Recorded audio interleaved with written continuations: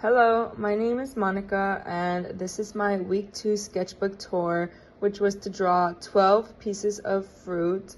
The materials I used were the Faber-Castell graphite pencils. I used from 2B to 12B and from H to 6H. I also used a variety of different tortillons, an X-Acto knife to sharpen, a kneaded eraser, and a couple soap erasers. These 4 are my first fruits. And although they are not my favorite, I still try my absolute best and I'm still happy with the results. This one's an apple, a lemon, a pear, and an orange. For the most part, for all of my fruit drawings, I started off cross-contouring the object very lightly, then went in and shadow mapped the light and the dark side. For the lemon, I mostly went in with a 2B and a 4B and relied on the tortillon to get that halftone and overall light side. And then usually to get the cast shadow and occlusion shadow to that specific value, I mostly pushed a 6B lightly to start with on the whole shadow, then went in with a 10B and a 12B to push that specific value.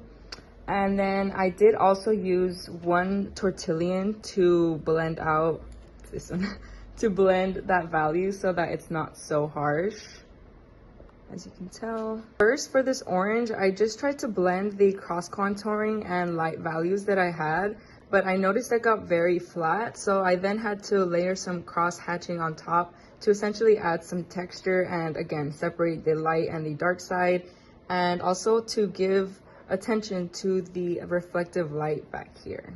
I would say that I had the most trouble with the stems of the fruits just because I could not seem to get the angles and values to match the overall fruit. However, I am excited to pick up different techniques over the course of this semester that will help me draw better stems. But this is the pomegranate. For the peach and the lime, I really played with how low on value I could get the H pencils to go. I tried not to rely on the tortillons to blend as much. Instead, I tried to just go in very light-handed with the H's and only get up to a 2B and max a 4B. This slime was one of my favorites. I used the same rendering technique as the one I used on the peach to really just show off the highlight and the light side. For this assignment, I felt very comfortable with the H pencils and starting off very light and then really just building up that graphite where I needed to. This cherry was a little tricky just because I didn't want to nor felt very comfortable enough to blend up or build up too much value and then lose all of the rendering I had done. But I am happy with the overall result and with how light I was able to get the cast shadow considering how dark I was getting them. This last page is a mango, a tomato, a banana, and a fig. For this mango, I started with cross contouring the shape, then went on to shadow mapping the dark side. I built up the value with a 4B and then blended downwards this way with a B, with a B, an H, a 4H, and a 2H.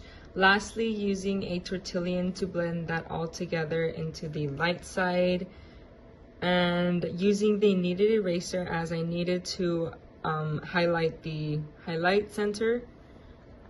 This tomato was one of my favorites, even though I had some issues with the stem. I first went in cross contouring and then found the coarse shadow back here and then started shadow mapping. I did mostly use a 4H, 2H, and a regular H to get that value on the light side, very light. Highlight side as well right there. And then just tried to use the tortillon when it transitioned from that darker to lighter value.